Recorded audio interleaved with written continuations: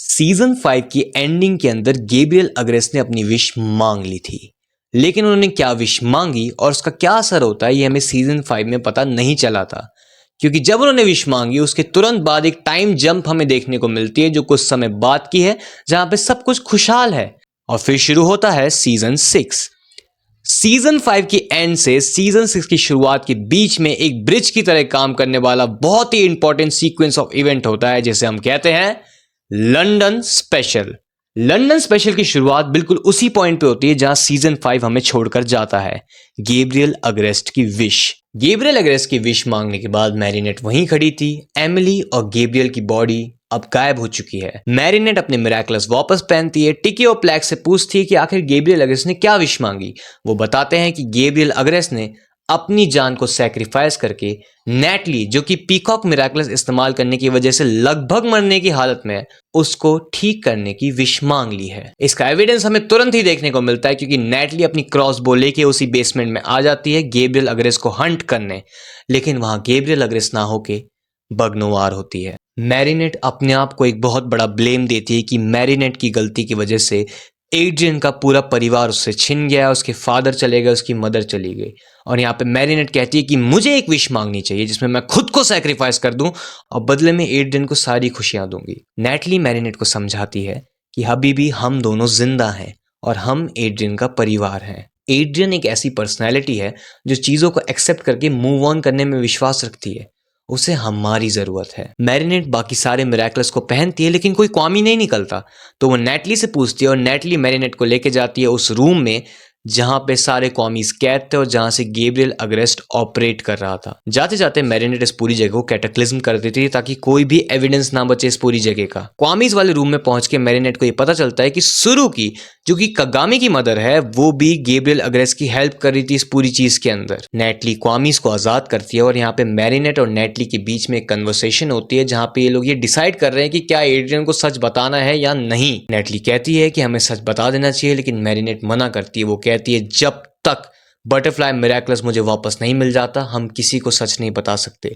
पूरी दुनिया उसी चीज पे विश्वास करेगी जो लेडी बग कहेगी और लेडी बग ये सच नहीं बताएगी और एड्रियन को मैरिनेट वो बात कभी नहीं बता सकती जो लेडी बग को पता है। इस पूरे स्पेशल के अंदर लगभग कही हुई हर एक लाइन इंपॉर्टेंट है क्योंकि कन्वर्सेशंस को बहुत ज्यादा डेप्थ दी गई है स्टोरी के अंदर। इस पूरी जगह को कैटेक्लिज्म करके मैरिनेट निकल जाती है लंदन के लिए। यहाँ पे सेल जिसके अंदर एड्रियन और कगामी को बंद कर रखा है उसका भी हमें अच्छा व्यू मिलता है कि एक बहुत बड़ा सेल है, इसमें बहुत सारे चैम्बर्स बने हुए हैं। सबसे पहले वो कगामी के पास पहुंचती है। कगामी से बोलती है कि अब सब कुछ खत्म हो चुका है लेकिन तुम्हारी मदर भी विलन साइड में थी। कगामी इंसिस्ट करती है कि सब लोग बदल सकते हैं, मेरी मदर को भी एक मौका दो। कगामी भी इंसिस्ट करती है कि एड्रियन को सच बता देना चाहिए लेकिन मैरिनेट मना करती है। कगामी कहती है कि मैरिनेट तुम प्यार में अंधी हो चुकी है, लेकिन वो मैरिनेट को रोकती नहीं है।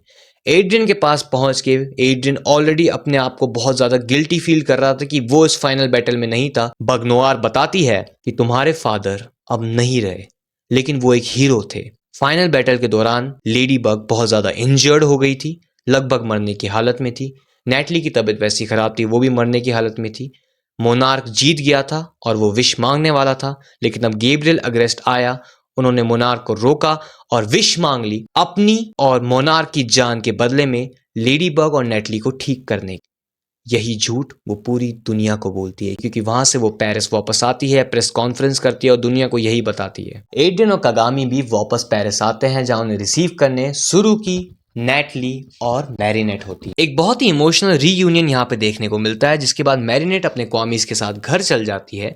वहां पे जाके वो मिराकुलस को ठीक करने के बारे में सोचती है। वो कॉल पे आलिया से हंस खेल कर बात करती है जैसे कुछ हुआ ही ना हो और फिर बैठ जाती है अपनी डायरी लिखने। शाम से लेकर रात तक वो अपनी डायरी लिखती है और सोने टाइम पे टिकी और प्लैग से पूछती है कि क्या उसने एड्रियन को झूठ बोल के सही किया। टिकी और प्लैग ने कहा कि हम सच्चाई के क्वामी नहीं है, हमें नहीं पता।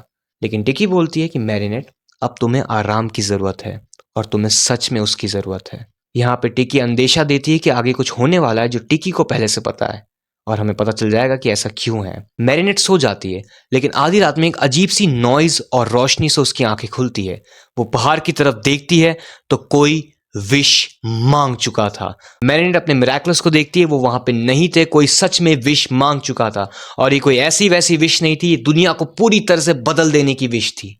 इस विश की एनर्जी मैरिनेट को टच करने ही वाली होती है कि पीछे से एक बरो खुलता है और एलेक्स मैरिनेट को बरो के अंदर खींच लेती है। क्योंकि इस पूरे टाइम पे बरो के अंदर एक अलग ही कहानी चल रही थी। 15 साल के एलेक्स, 25 साल के एलेक्स और 70 साल के एलेक्स तीनों साथ में बैठ के चेस खेल रहे थे और एकदम से 70 साल और 25 साल वाली एलेक्स डिसअपेयर हो जाती है। यहाँ पे ध्यान देने वाली बात यह है कि यहाँ पे 70 साल की भी एलेक्स थी, यानी एलेक्स लगभग अपनी पूरी जीवन टाइम पे बनिक्स बन के बरो की हिफाजत करती रहेगी। एलेक्स तुरंत पूरी टाइमलाइन को वापस से चेक करती कि आखिर कहाँ क्या बदला और सब कुछ बिल्कुल ठीक था गैब्रियल अग्रेस के विश मांगने वाले दिन तक। उसके बाद टाइमलाइन चेंज हो चुकी थी और वो किसी तरह उस मोमेंट पर पहुंचती है जहां पे मैरिनेट विश वाले पॉइंट पे खड़ी हुई है और वो मैरिनेट को पीछे की तरफ खींचती है और बताती है कि पास्ट में कुछ ऐसा हुआ है जिस वजह से किसी ने विश मांग ली है। मैरिनेट के पास अपने मिराकलस नहीं है तो वो ज्यादा कुछ नहीं कर सकते, तो ये लोग पहुंचते हैं मैरिनेट के लिए एक लेडी बग मिराकलस लेने उस पॉइंट पे जब मैरिनेट को पहली बार मिराकलस मिला था, मिराकलस ओरिजिन के स्टोन हार्ट वाले एपिसोड के अंदर, जहां पे मैरिनेट ने कुछ समय के लिए अपने मिराकलस को रिनाउंस कर दिया था और उसी पॉइंट पे ये बड़ी वाली मैरिनेट अपने मिराकलस को उठा लेती है और ट्रांसफॉर्म हो जाती है क्रोनोबग में। ये लोग टाइमलाइन में ढूंढते हैं और इन्हें पता चलता है कि जिस रात मैरिनेट सो रही थी और ये पूरी विश वाली चीज हुई, उसी रात मैरिनेट के घर में एक गोस्ट जैसी चीज आई थी जो फ्रेज कर सकता है दीवारों से और मिराकलस को चुन के ले गया। क्रोनोबग समय पीछे जाके उसे रोकने की कोशिश करती है लेकिन कुछ नहीं हो पाता क्योंकि उसके पास फ्रेजिंग पावर्स हैं। वो उसका पीछा करने की कोशिश करती है और देखती है वहां पे एक बटरफ्लाई है और तब जाके क्रोनोबग को सब कुछ समझ में आने शुरू होता है।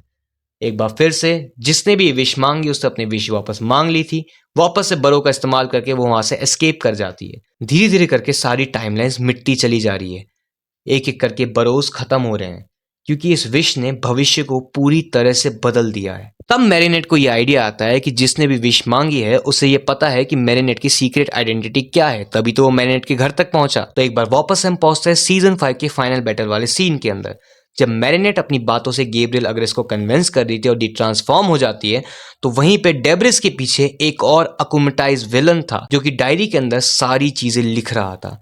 तब मैरिनेट को समझ में आ जाता है कि ये एक ही पर्सन है, वो गोस्ट, ये विलन और जिसके पास नया बटरफ्लाई मिराकलस है क्योंकि उसने खुद को ही अकुमेटाइज करा है। कहानी के दूसरे सिरे पे चलते हैं। सीजन 5 की एंडिंग के अंदर हमने लायला को देखा था। उसी रूम के अंदर हम लायला को फिर से देखते हैं।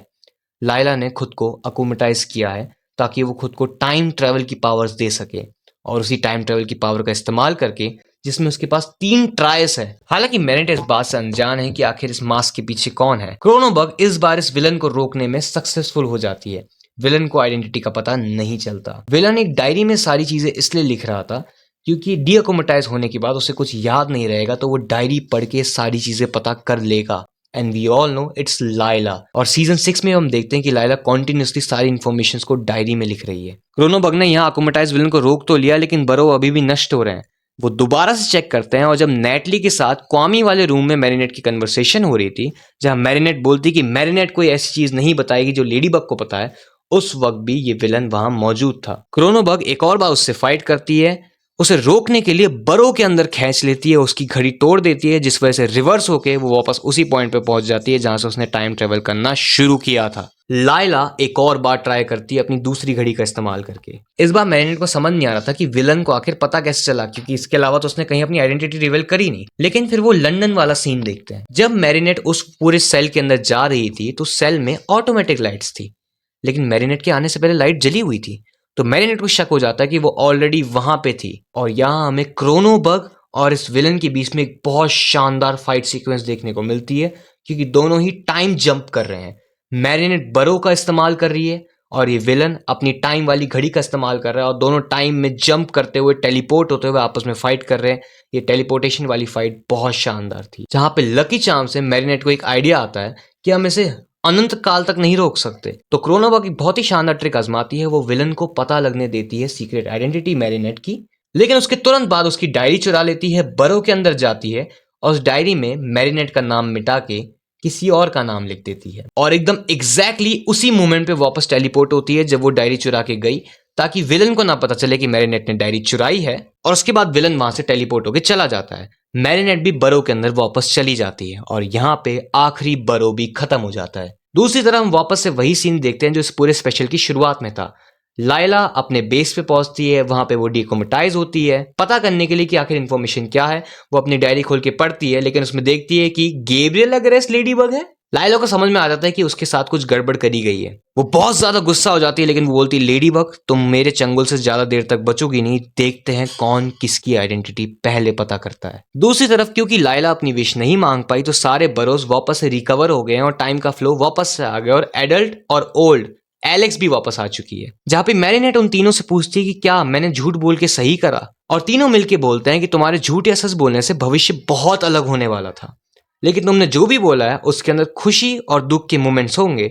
तुम्हारा दिमाग ही असली लकी चार्म है, जिस वजह से जो भी होगा बहुत बेहतरीन होगा। मैरिनेट अपनी लकी चार्म को उछालती है, उसका जो मिराकुलस था वो वापस समय में स्टोन हार्ट वाले पॉइंट पे पहुंच जाता है। वो खुद भविष्य में जब वो सो रही थी उस पॉइंट पे पहुंच जाती है। वो टिकी और प्लैक को उठाती है, खुश हो जाती है कि उसका काम सक्सेसफुल हुआ।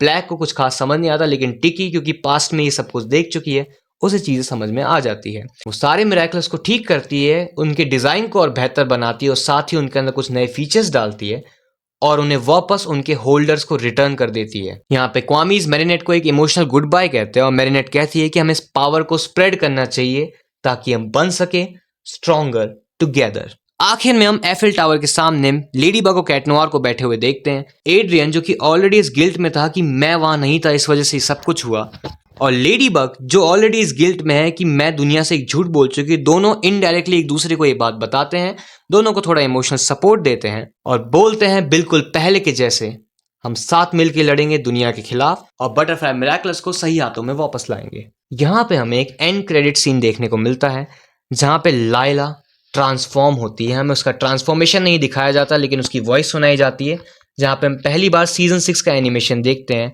और लाइला वही लाइन बोलती है, देखते हैं कौन किसको पहले ढूंढता है, और फिर शुरू होता है सीजन 6। इस पूरे स्पेशल की स्टोरी को मैंने इस तरह सुनाया है कि अगर आप बाद में जाके स्पेशल देखते हो तो भी आपके लिए उतना ही सस्पेंस और एंजॉयमेंट रहेगा। इस पूरे स्पेशल की सबसे खास बात मुझे लगी इसका साउंड ट्रैक। मिराकलस ने इसके अंदर बहुत ही प्यारा साउंड ट्रैक डाला है जो कि इसकी डेप्थ को और ज्यादा बढ़ा देता है। ये स्पेशल टाइम की लूप की तरह था, तो इसे एक सिंपल टाइमलाइन में बनाना काफी मुश्किल काम था। एंड यू नो कि मेरी वीडियो देखने वाले 90% लोग सब्सक्राइब नहीं है। एंड आई ऑल्सो नो कि मिराकलस के एपिसोड का जो कंपाइलेशन मैंने बनाया था उसके पार्ट 2 का बहुत सारे लोग इंतजार कर रहे हैं।